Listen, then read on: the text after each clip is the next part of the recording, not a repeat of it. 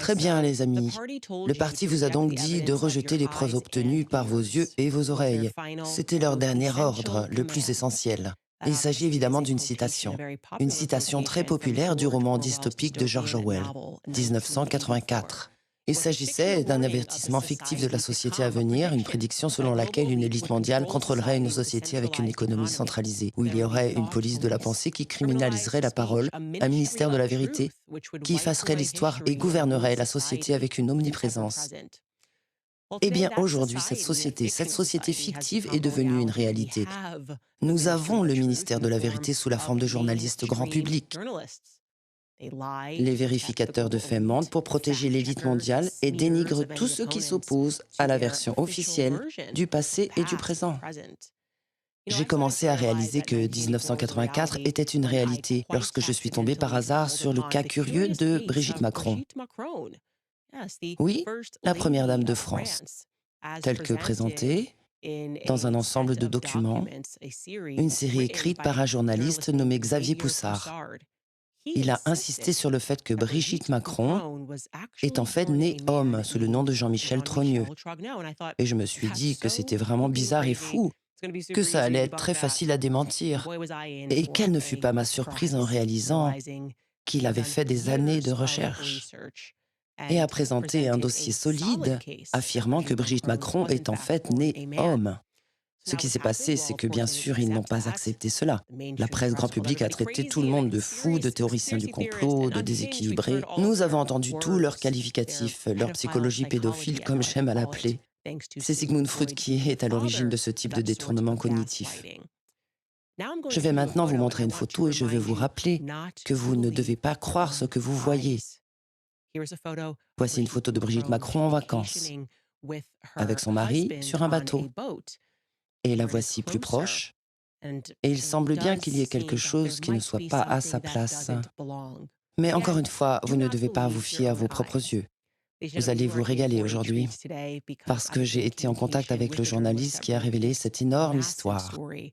Dans un monde juste, mais nous ne vivons pas dans un tel monde, il aurait gagné un Pulitzer. Au lieu de cela, ce qui se passe, c'est qu'il évite à tout prix de rentrer en France.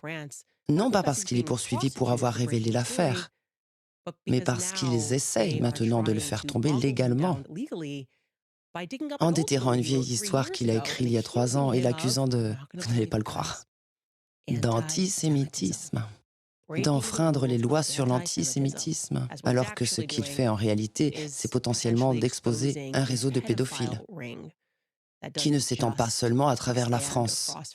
Mais comme nous commençons à le réaliser au fur et à mesure que nous faisons des recherches, il semble qu'il s'agisse d'un réseau composé d'une élite mondiale.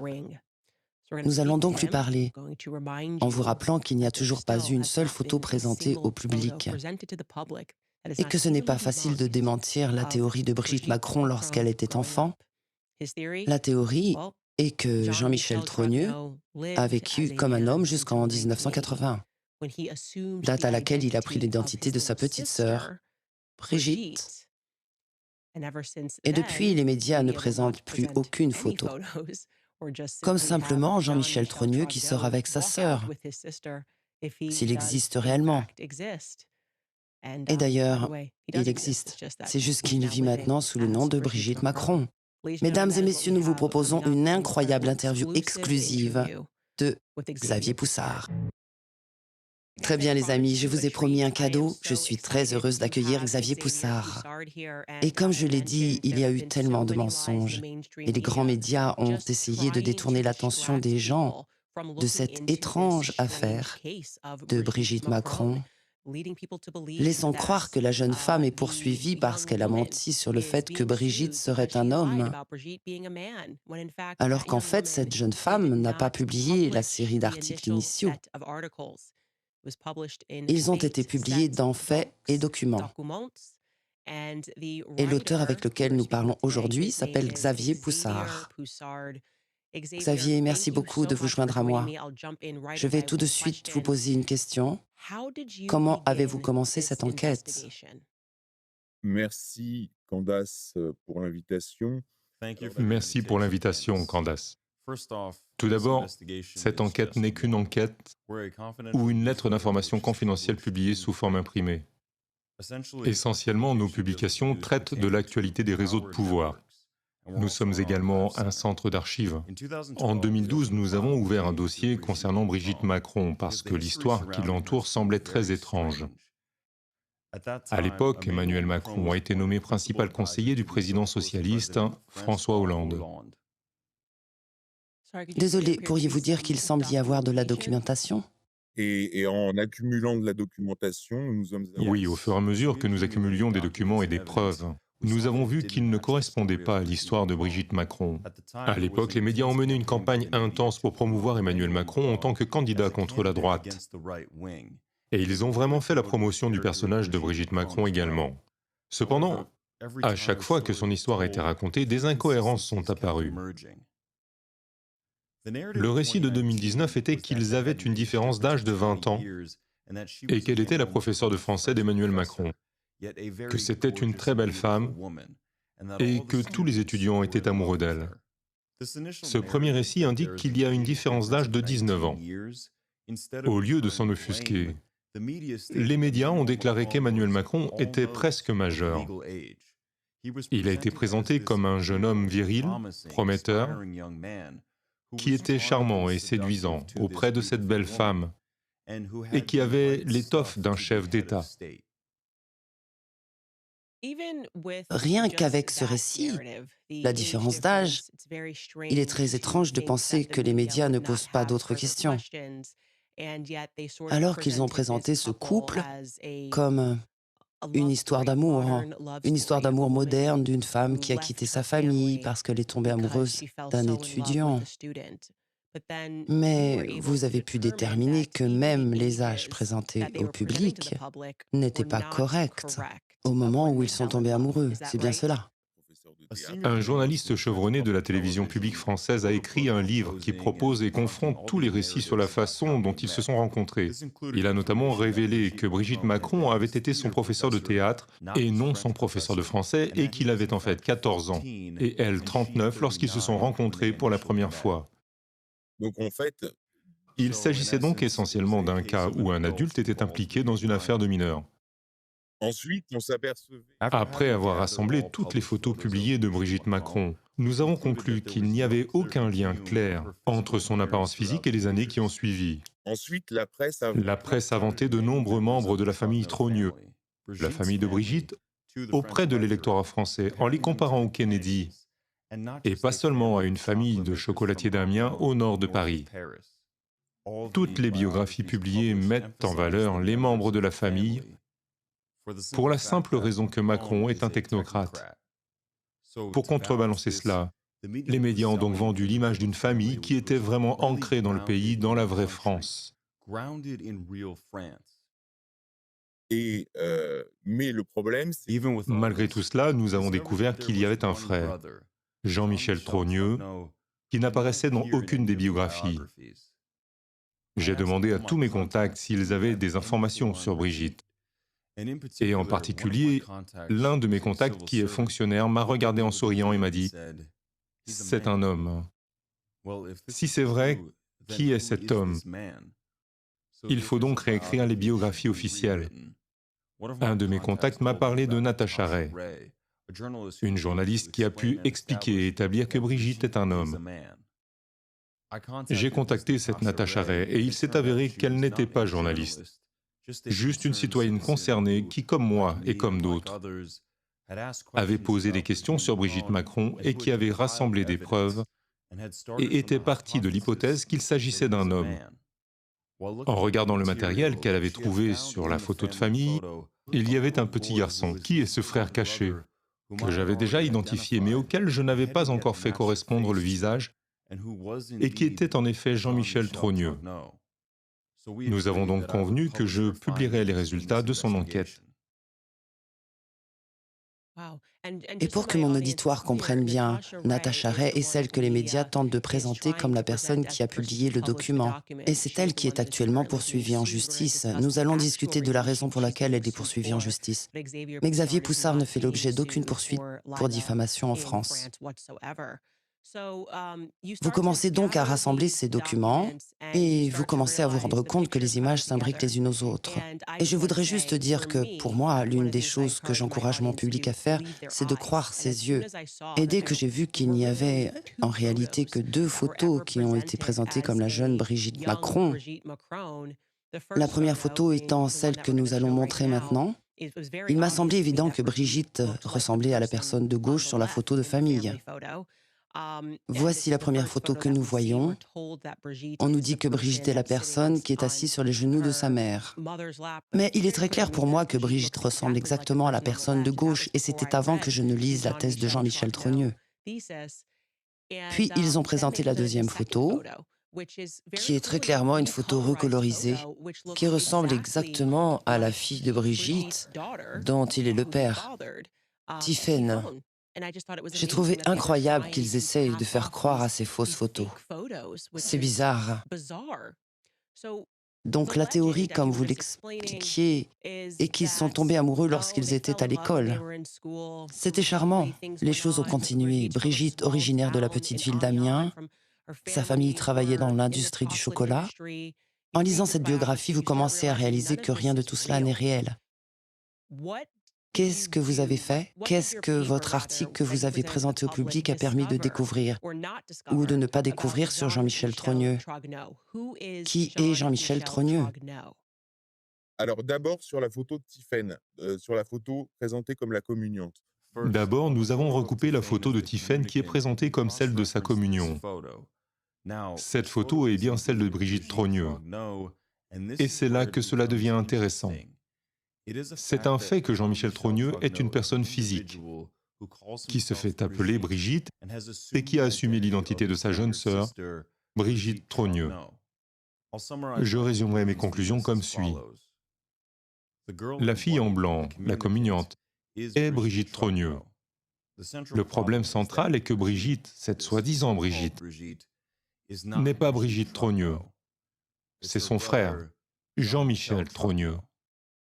Dès que nous avons commencé à travailler avec Natacha, elle a été immédiatement placée en garde à vue et détenue dans un commissariat pour les besoins de l'enquête. À l'époque, nous ne disposions pas de suffisamment de preuves et nous avons donc relayé son hypothèse, qui était en partie fausse puisque nous n'avions pas toutes les preuves. Après la publication de ces documents, toute la procédure du procès contre Natacha Ray visait une vidéo qu'elle avait réalisée elle-même sur la chaîne d'une voyante. En fait, toutes les poursuites sont basées sur des inexactitudes qui sont dues au fait que Natacha Ray n'est pas journaliste et ne connaît pas bien les règles des médias. Donc après la première phase en 2021, de 2022 à 2024, nous avons poursuivi notre enquête et nous avons pu récupérer 5 photos exclusives du passé de Jean-Michel Trogneux, toutes incohérentes, prouvant que Brigitte Macron est Jean-Michel Trogneux. Et nous avons pu récupérer et compiler 4 photos exclusives de Brigitte Trogneux. Bien entendu, il ne s'agit pas de la Brigitte Macron publique. Donc, pour résumer, Parmi ces dernières, la différence d'âge est en fait plus importante. Au départ, il avait 17 ans et a rencontré quelqu'un qui en avait 36, puis respectivement 14 et 39. Mais il s'agit en fait d'un garçon de 14 ans, qui a d'abord rencontré une personne âgée de 47 ans. Waouh! Cette affaire concerne clairement l'abus d'un mineur, ainsi que l'usurpation d'identité. Je n'envisage pas cette affaire d'un point de vue moral, mais plutôt d'un point de vue juridique. Dans mon journal, notre méthodologie est solide et a fait ses preuves. Nous accumulons les preuves et les recoupons. J'affirme donc au public que Brigitte Macron est un homme qui s'appelle Jean-Michel Trogneux, qui est né le 11 février 1945. Je suis désolée, redonnez-moi cette date, 11 février 1945? Février 1945, je voudrais juste clarifier les choses. Vous dites donc que le récit qui a été vendu au public, à savoir que notre jeune homme de 17 ans est tombé amoureux de son enseignante de 34 ou 36 ans, est fictif. Et la vérité, c'est qu'Emmanuel Macron n'avait que 14 ans. et que Brigitte Macron avait, quel âge dites-vous? 47 ans? 47. Si, quoi, 47. Elle avait donc 47 ans lorsqu'ils se sont rencontrés. En l'occurrence, c'est environ 6 ans avant que Brigitte ne rencontre Emmanuel Macron à l'âge de 14 ans, qu'elle, Jean-Michel Trogneux en réalité, a commencé à vivre avec l'identité de sa sœur. 6 ans auparavant, elle utilisait une fausse identité. Waouh, c'est explosif. L'une des choses que j'ai trouvées très intéressantes, c'est que cette histoire est tellement énorme que lorsque je l'ai lue dans vos documents et vu toutes les preuves, il est indéniable que Brigitte Macron est née homme. Et pourtant, lorsque vous l'avez présenté au public, et de la même façon lorsque je l'ai présenté au public, j'aurais pensé que les médias se seraient emparés de l'affaire et auraient commencé leurs propres enquêtes. Mais au lieu de cela, les médias l'ont attaquée en la qualifiant de mensonge et de théorie du complot. Comment avez-vous été traité lorsque vous avez publié les documents? En passant, je veux juste dire qu'il est incroyable que les autorités aient détenu Natacha Ray avant même que vous ne l'ayez publié. Mais une fois que vous l'avez publié, que s'est-il passé en France? Alors la réaction a été, La réaction a été immédiate. Tout d'abord, Natacha a été détenue durant une journée sur la présomption d'un délit, et c'était probablement parce que mon téléphone portable était sur écoute. Mon webmaster a également été arrêté en France, mais pas moi. J'ai pris le soin de ne pas me trouver en France à ce moment-là. Après la publication de la première partie de l'enquête en 2021, toutes nos sociétés ont fait l'objet d'un contrôle fiscal, la procédure habituelle de harcèlement. Il y avait un contrôle fiscal sur mes entreprises. Et une fois cette affaire publiée par Natacha et la voyante, tous mes comptes bancaires personnels et professionnels ont été fermés sans explication. Ok, juste pour que ce soit clair, donc pour que je comprenne bien. Natacha Ray a ensuite été immédiatement placée en détention pendant un jour, et ils ont ensuite lancé une enquête fiscale sur qui? Tous mes comptes bancaires professionnels et privés ont été fermés. Waouh! Et il y avait une ambiance étrange dans cette affaire, une ambiance française en l'occurrence. Par exemple, un journaliste libéral de l'Obs, qui est un hebdomadaire du groupe Le Monde, c'est comme le New York Times. C'est une femme libérale de gauche qui a dit « Ok, c'est une fake news ». Tout d'abord, tous les articles qu'elle a découverts sont arrivés à la même conclusion que nous. Puis elle a été suivie par les services secrets dans une auberge, où elle avait rendez-vous avec Natacha. C'était donc très étrange. C'est comme aux États-Unis avec les grandes entreprises. À Paris, il est dit que Brigitte est intouchable. D'ailleurs, un humoriste qui passait à la télévision nationale en France a été licencié pour avoir dit que Brigitte abusait et opprimait un étudiant parce que Brigitte et le gouvernement ont tellement de pouvoir. Et beaucoup de journalistes ont peur de couvrir cette affaire. Et en raison de la nature de l'affaire impliquant un mineur et des abus, de nombreuses personnes ne se sentent pas à l'aise pour les poursuivre. Il existe de nombreuses théories autour de Macron. On pourrait dire qu'il s'agit d'un réseau pédophile avec de nombreuses personnes en France impliquées dans ces crimes. Par exemple, le ministère français de la Justice est dirigé par Éric Dupond-Moretti, un avocat célèbre pour l'affaire du procès d'Outreau, où 12 enfants ont été victimes de crimes sexuels. Mais il a obtenu la relaxe de tous les auteurs présumés d'abus qui sont désormais libres. Un autre exemple est celui d'un cas d'inceste où il a obtenu des accords de plaidoyer pour les accusés et a vraiment défendu les groupes criminels organisés et ces réseaux pédophiles. Et il y a beaucoup de gens comme ça autour de Macron. Par exemple, Jack Lang, qui est le président de l'Institut du monde arabe, impliqué dans l'affaire Epstein. Il faut se rappeler que lorsque Epstein a été arrêté à New York, il a été invité en France pour assister au 30e anniversaire de la pyramide du Louvre, par langue, en présence de tout l'établissement français.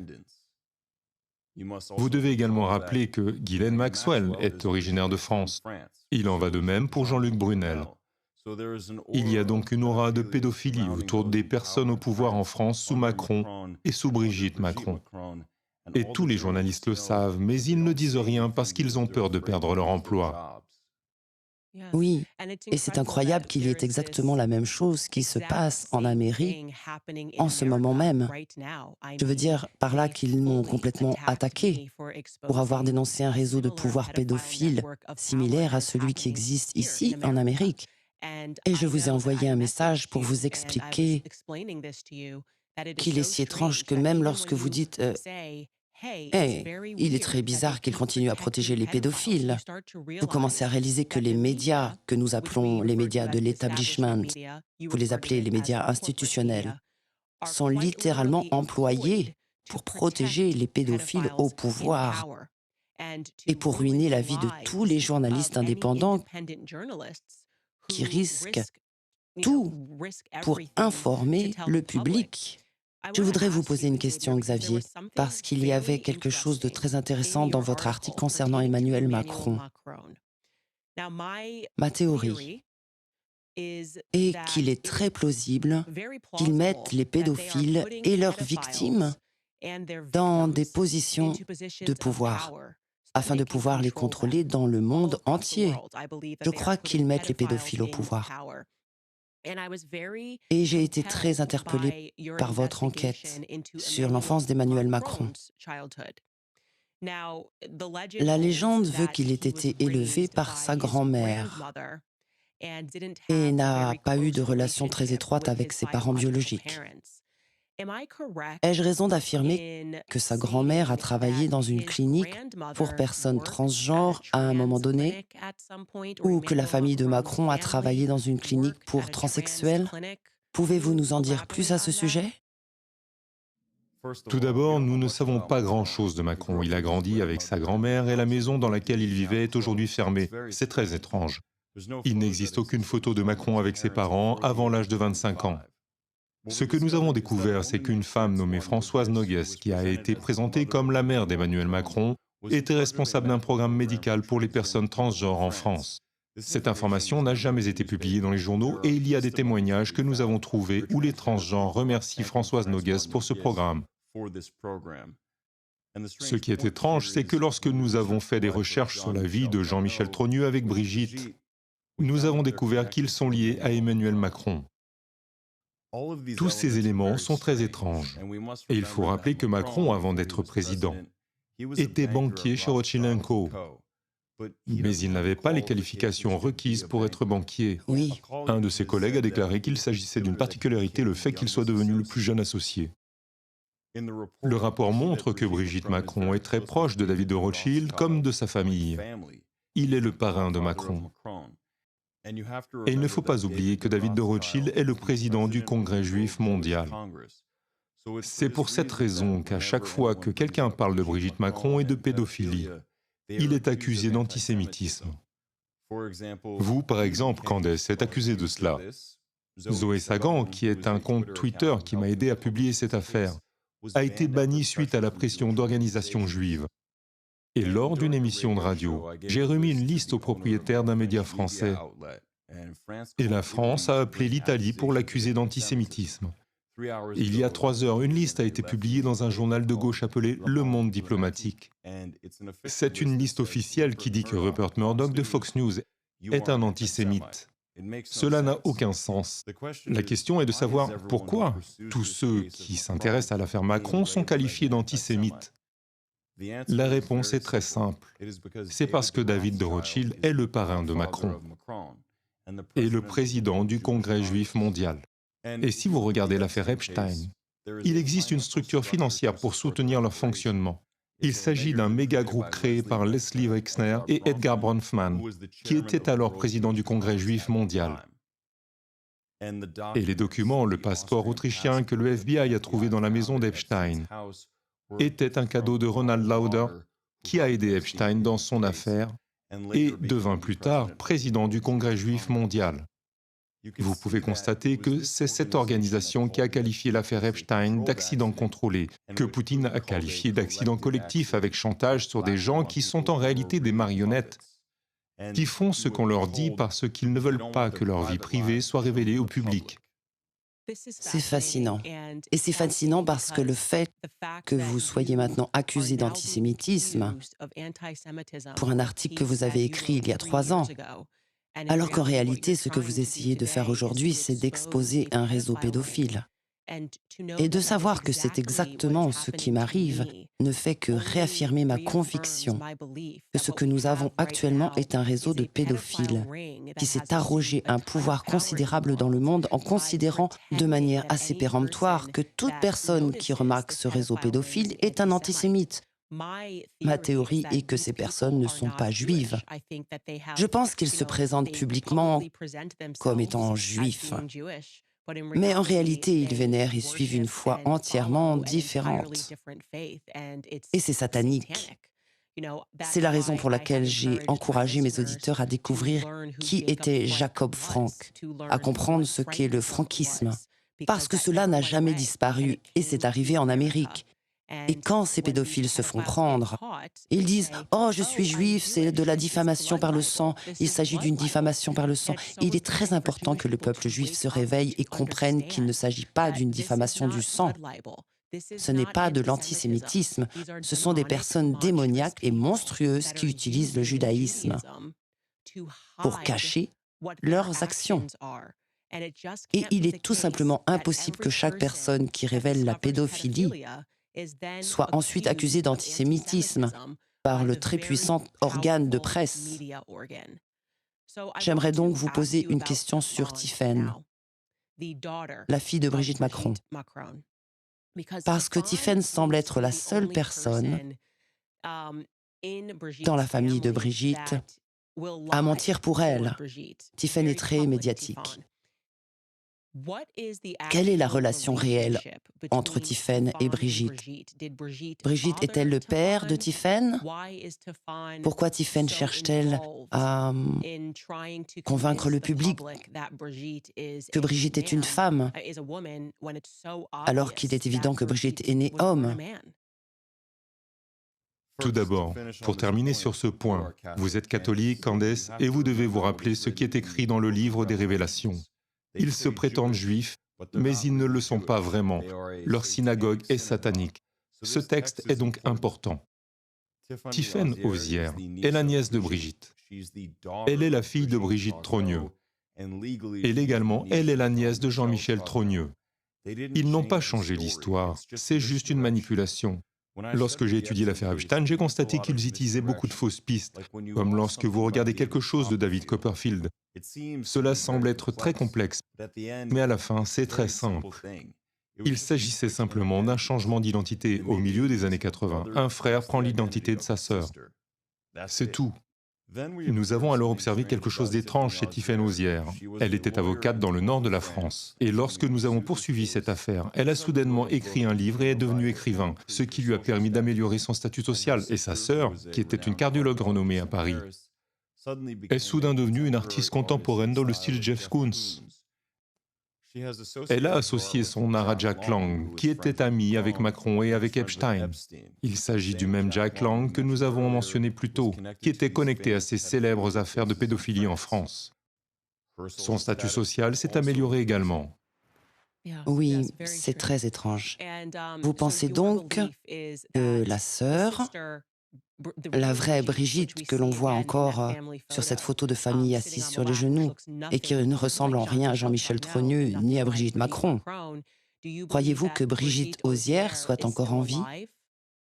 C'est la raison pour laquelle je pense que cette affaire est difficile, parce qu'elle concerne le secret d'une famille. La famille Trogneux est très importante dans la ville d'Amiens. Et puis, il y a la famille Hozière, qui est très importante dans la communauté du renseignement français. J'ai appelé beaucoup de personnes dans les familles à ce sujet et personne ne veut la commenter. Aucun journaliste ne veut écrire un livre pour découvrir ce secret ou enquêter sur ces familles. C'est très étrange. Il semble qu'il y ait également un élément à prendre en compte. Et bien sûr, dans mes recherches sur les croyances du culte satanique franquiste, il y avait l'inceste et un mot connu sous le nom d'apostasie. L'apostasie signifiant que vous vous convertissez faussement à d'autres religions. Ainsi, vous prétendez être musulman, vous prétendez être chrétien, vous prétendez être juif. Mais en réalité, vous adorez Satan et vous croyez à l'inceste.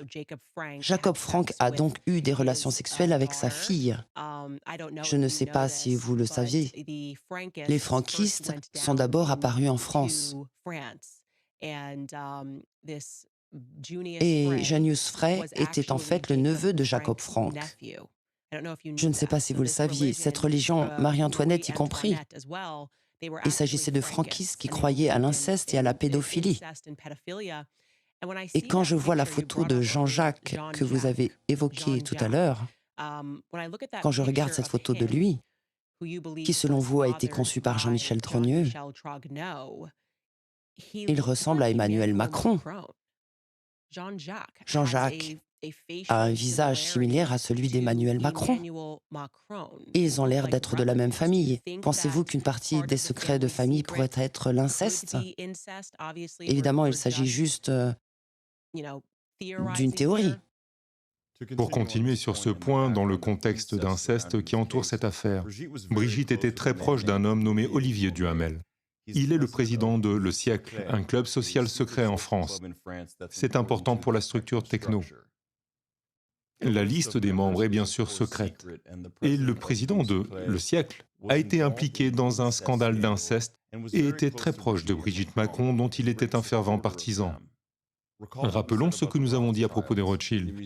Au musée du judaïsme à Paris, la cousine de David Rothschild, qui s'appelle Nathalie Rems, a déclaré « Dans notre famille, nous disons que le vice c'est bien, mais l'inceste c'est mieux, parce qu'il reste dans la famille. » Et puis comme on faisait très souvent dans ces familles-là, vice is nice, but incest is best, because it stays in the family. Et c'est très étrange. Il s'agit d'une enquête sur la moralité des Français. Mais souvenez-vous du film Retour vers le futur. Que se passe-t-il? Il retourne dans le passé et manque de séduire sa mère. Il s'agit d'un vice vulgarisé et humoristique. Mais c'est juste un autre signe de la décadence occidentale. C'est très effrayant. Et il semble qu'une sorte de prise de conscience soit en train de se produire, où les gens commencent à reconnaître que quelque chose de plus sinistre est en train de se passer. Les Jeux olympiques en sont un exemple récent. Il semble qu'ils essaient presque maintenant d'endoctriner le monde entier dans leur foi satanique. Et comme je l'ai dit, je suis convaincu qu'il s'agit d'une synagogue de Satan. Comme vous l'avez dit, la Bible mentionne des gens qui prétendent être juifs, mais qui sont en fait des adorateurs de Satan. Il semble qu'il s'agisse d'un tout petit groupe d'élite incroyablement puissant. Et je peux remonter jusqu'à l'Australie, la Suisse, la France, l'Amérique, le Canada. Et cela explique pourquoi tous ces dirigeants mondiaux que nous avons, même le président Zelensky, semblent tous être homosexuels. De toute évidence, leurs relations ne sont pas réelles. Emmanuel Macron était, lorsqu'il a été élu, avec un jeune homme qui a fait son coming out et a déclaré avoir couché avec Emmanuel Macron. Et il a dit qu'il était un psychopathe, qu'Emmanuel Macron était un psychopathe. Au cours de mes recherches, j'ai appris que les psychologues se sont intéressés à la manière de créer un psychopathe. Et une chose qu'ils ont découverte, c'est que si vous violez un enfant, il y a de fortes chances qu'ils aient des tendances psychopathiques lorsqu'ils sont plus âgés, qu'ils développeront cette névrose et qu'ils deviendront psychopathes. Et c'est l'un des éléments que le public français a réalisé à propos d'Emmanuel Macron, qu'il semblait être presque psychopathe et en colère lorsque le Covid est survenu. Comme si Emmanuel Macron aimait faire souffrir la population. Je pense que le groupe qui dirige l'Occident doit promouvoir des objectifs psychopathiques, parce qu'une fois qu'ils disparaissent, il n'y a plus que la guerre mondiale pour maintenir le pouvoir. Ils doivent donc mettre en place ces dangereuses personnalités psychopathes, et tous les récits des médias sont inversés. Je ne veux pas dire qu'ils sont faux ou mensongers, mais ils sont inversés. En France, les gens sont normaux, on est catholique, on a une famille, mais il y a des cinglés dans les médias. Par exemple, un magazine avec la couverture de Melania Trump n'apparaît pas alors que c'est une femme normale. Mais Brigitte a des tonnes de couvertures. Michelle Obama a des tonnes de couvertures, mais jamais aucune pour Melania Trump. Eh bien, Xavier, vous et moi avons été en communication et je sais que nous sommes en train d'approfondir et je souhaiterais poursuivre cette conversation. Et je veux vraiment traduire votre travail en anglais afin que les gens puissent le trouver en Amérique et le lire. Parce que si le monde n'était pas dirigé par les pédophiles sataniques, vous auriez gagné un Pulitzer. Vous n'auriez pas à vous enfuir pour cause d'antisémitisme concernant un article datant d'il y a 3 ans. Mais vous auriez reçu un Pulitzer pour cette incroyable enquête que vous avez portée dans la sphère publique. Où mon public peut-il suivre votre travail? Ici, à Faits et Documents, nous traduisons notre travail en un livre en anglais pour le public américain, parce qu'il y a tellement d'informations que seuls les francophones possèdent, ainsi que la mise à jour du dossier sur notre site web. Restez à l'écoute le 12 septembre, car nous avons un procès concernant cette enquête et le retournement de l'affaire dans les médias. Incroyable. Xavier, merci beaucoup de vous être joint à nous aujourd'hui. Je ne manquerai pas d'attirer l'attention de tous ceux qui écoutent cette émission. C'est une histoire incroyable et la dissimulation est encore plus incroyable.